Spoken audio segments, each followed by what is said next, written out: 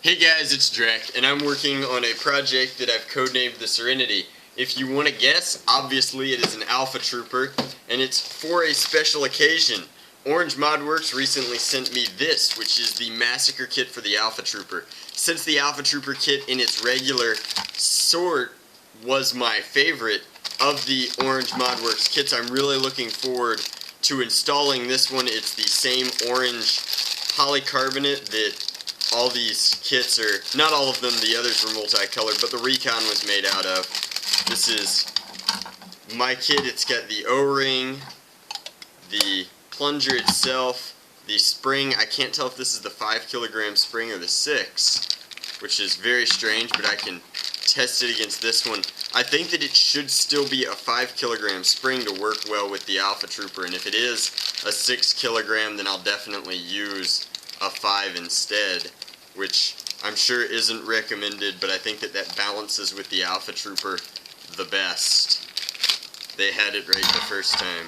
So that's a 6 kilogram spring, and it looks like mine also shipped with a 6 kilogram spring.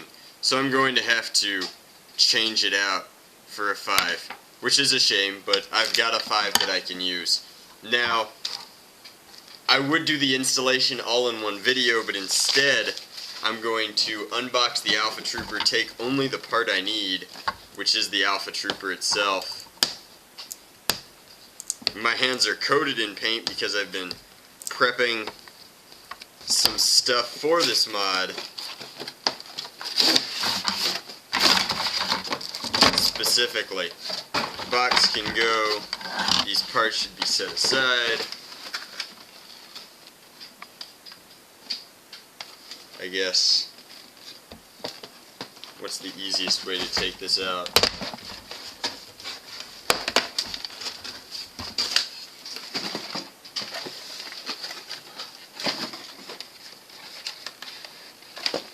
It's worth mentioning at this point that I really like the new way Nerf is packaging things. I think that it's far more eco-friendly than using the metal wire that all the other companies use. They've started doing this kind of twine, and the nice thing about the twine is it's both biodegradable and it's much easier to take apart by hand. I don't have to worry about getting out anything. So there's my stock Alpha Trooper, and I'm going to gut it and paint it, and I'll show you what it looks like when it's done. Or actually, I'll cut to the internals, show you the Massacre kit installed, and then I'll show you what it looks like when it's complete. Alright, so you guys can see here the fully installed internals for the Serenity. Now, the things that you don't know about the Orange Modworks kits that I'm trying to make clear is that the Raider and the Alpha Trooper both have priming bars. It's this metal bar right here that connects to the priming handle, whichever it may be. That needs to be screwed into the Orange Modworks bolt sled. The other thing that I found interesting, and you'll notice down here, is that there's a prong here on the bolt sled. Now this isn't a stock Alpha Trooper bolt sled, and there's 2 of them normally. There's one here and one here. This one allows you to half prime the blaster and it'll stick because it catches on this mechanism in the back there. It's popped up right now. That's a really bad feature with something that has a stronger spring because it makes the prime less smooth. So I just carved it away, and that's gone now, so it can only prime fully and it won't do any of the weird half-cocking stuff. Now, everything else is the way I normally do these kits. There's a little bit of black padding in the back to keep this quiet. I did swap out for a 5 kilogram spring because with the Alpha Trooper that makes more sense. So with the padding and the smaller spring, it should be quieter. I've greased all the working internals, including the trigger, which is painted, so that's very important. I've obviously removed the internals, which includes all of the locks, with the exception of that lock, which I leave in place because it helps with the priming and the slam fire. Everything else has been painted. You can tell that I've done that kind of gunmetal paint job, and you'll see the top when I'm finished. The other thing that's worth mentioning is my kit did not come with a back plate. There's the back plate. So I poached one from an older Recon's kit. All the back plates are the same, so it's not a huge deal. But I thought it was very strange that my kit didn't come with a back plate, and I wanted to mention that.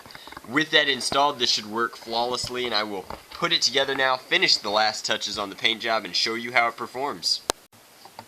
Hey guys, it's Drac, and I have finished the Orange ModWorks Alpha Trooper kit installation. I've chambered a hot glue tip streamline so that when I fire it, I'll be getting the maximum ranges I feel an inverse blaster with one of these kits is capable of achieving, and when I fire, slight angle here, I get about 75 feet, which is just ridiculous, even though I downgraded the power to a 5 kilogram spring and re-greased everything and removed the locks. The priming is very smooth, the chambering is very good, and the performance is very nice. It's a good humans versus zombies blaster. Now, the paint job is very interesting. I've done a flat black everywhere except for the gunmetal. The gunmetal is done with a special paint for plastic and a little bit of brushing while it's still wet.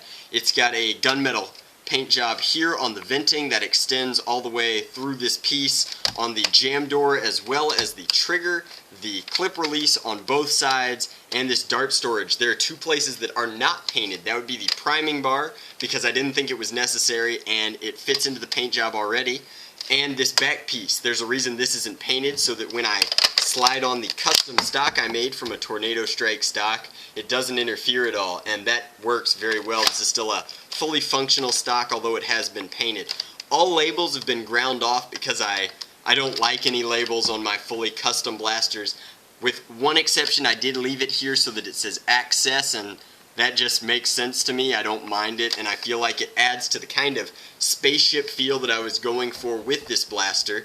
The flat black is done in alternating coats of flat black, then clear coat, then flat black, then clear coat, and I do that so that the paint will never chip or flake and it'll stay nice forever. On top of that, I came through and dry brushed on a variety of different metallic enamels, which gives it this kind of rustic, worn look, especially on the handle where I've done some bronze. And I'll be taking high resolutions of this and posting it on the Foam Nation, which is my website. So if you want to see better pictures of this, check out that link down below and take a look at what we're doing over there. This is obviously the enamels that I use for my dry brushing. I think there's some brass, some silver, some aluminum, and some gold overall, and I'm very pleased with how it turned out. Now, if you're wondering why I called it the Serenity, the answer is very simple. I'm choosing to use Firefly clip tech in this blaster. Now, the connection should be obvious, but if it isn't, you should definitely check out Joss Whedon's television series Firefly and the companion movie Serenity. It's one of my favorites, and it's the inspiration for this entire blaster. Now, I'm going to chamber the Firefly clip. There's a glow dart already loaded, and show you a really neat feature that I didn't anticipate. I knew that blue light would shine through. Let me kill my light so you can see that better. And I like that blue light shines through. I don't think that my camera's doing it justice, but at night it's very cool for the blue glow to be coming out of your vent. Obviously, if you slide it back, the blue comes out even more, but I like it coming through the vent specifically. Now, when I chamber that dart, the orange of the polycarbonate kit from the Orange ModWorks shines through that blue light and turns that blue light into a green light. Or at least it looks green to me. And I think that that's really cool. Nothing is more fun than playing HVZ at night and watching the color glowing out of your blaster changing depending upon whether it's chambered or primed. And I thought that that was a really neat feature. It's almost like a priming indicator that I didn't anticipate. So, even with stock streamlines, the performance is just marvelous, and I'm very happy with how the entire project turned out. I think that it's a fine tribute to the show, as well as Orange ModWorks. I wanted to do something special with this kit because it's my favorite blaster that they've made a kit for. Although people have been having trouble finding Alpha Troopers recently, so make sure you find an Alpha Trooper before you order the kit. Now, the only other thing I want to talk about in the video is this. This is another Orange ModWorks decked out kit. I pulled out a Sonic Series Recon, ground off all the labels, renamed it the DEATHCON CS Infinity, which is an obvious allusion to the radioactive tech, which I've decided to put into this blaster. It's a copy of my radioactive Maverick, or I guess a throwback, and there's black enamel detailing, a little bit of white, and all the labels have been ground off. This is a birthday present for one of my viewers and a commission of sorts. So, if you're expecting your birthday and you We're hoping for a Lord Drac original. This might just be it. So look forward to this commission in the mail. I'll be shipping it out today, so it should reach you very soon. I will prime it and fire it. It's got the full 6 kilogram spring in the back from Orange Mod Works, which means that when I fire, ranges punch 80 feet, and that's just incredible. It's a very powerful blaster, and I hope it serves you well. So between the commission and showing off my Orange Mod Works Alpha Trooper install and review and my Serenity blaster, that brings this video to a close. As always, guys, I appreciate your viewership, and thanks for watching.